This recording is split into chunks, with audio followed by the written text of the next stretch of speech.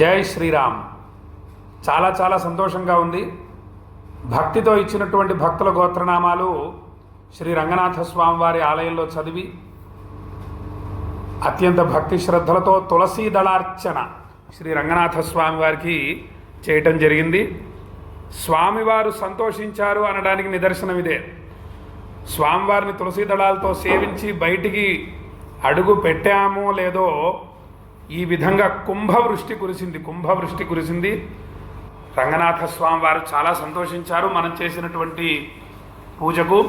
మీరందరూ కూడా మీ మనస్సుని రంగనాథ స్వామి వారి మీద లగ్నం చేసి ఉంచి శ్రీ రంగనాథ స్వామినే నమః అనే నామాన్ని మీరు అక్కడ ఉండి భక్తితో జపిస్తూ ఉండడం, ఇక్కడ నేను మీ గోత్రనామాలతో రంగనాథ స్వామిని పూజించడం, ఈ యొక్క కార్యక్రమానికి మనం చేసినటువంటి భక్తితో చేసినటువంటి ఈ పూజను స్వామివారు స్వీకరించారు అని అనడానికి నిదర్శనం ఇదే.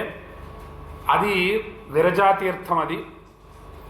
ఇదేమో స్వామివారి యొక్క స్వర్ణ గోపురాన్ని వర్షం అభిషేకించింది. ఈరోజు వరుణదేవుడు ఆ శ్రీ రంగనాథ స్వామి వారి యొక్క స్వరూపమైనటువంటి స్వర్ణ గోపురాన్ని అభిషేకించాడు.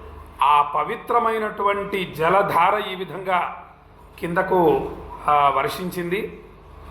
ఆ పవిత్రమైన జలధారలో మీరందరూ కూడా మొత్తం ఆయురారోగ్య అష్టైశ్వర్యాలతో పిల్లాపాపలతో సుఖంగా వర్ధిల్లాలి, అందరూ క్షేమంగా ఉండాలి, సనాతన ధర్మం రక్షింపబడాలి, లోకా సమస్తా సుఖినో భవంతు అన్న మంచి సంకల్పంతో మంచి మనస్సుతో పవిత్రమైన జలధారలో మీ అందరి తరఫున స్నానం చేయటం జరిగింది. దీన్ని దివ్య స్నానం అంటారు.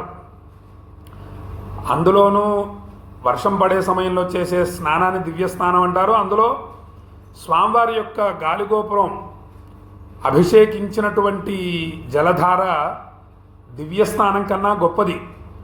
అటువంటి పవిత్రమైన జలధారలో మీరందరూ బాగుండాలని స్నానం చేయడం జరిగింది అని భక్తులకు ఆనందంతో తెలియజేస్తూ ఆయురారోగ్య అష్టైశ్వర్యాభివృద్ధిరస్తు అని ఆశీర్వదిస్తున్నాను.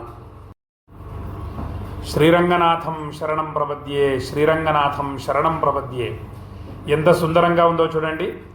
రంగనాథ స్వామి వారి యొక్క బంగారు గోపురం మహాశక్తివంతమైంది. ఆ యొక్క స్వర్ణ గోపురం చాలా విశేషమైంది. ఆ వర్షధారలో ఆ గోపురం ద్విగుణీకృతమైనటువంటి తేజస్సుతో ప్రకాశిస్తోంది. చాలా అద్భుతంగా ఉంది. భక్తితో నమస్కారం చేసుకోండి. శ్రీ రంగనాథ స్వామినే నమః, శ్రీ రంగనాథ స్వామినే నమః అనే నామాన్ని భక్తితో జపించండి.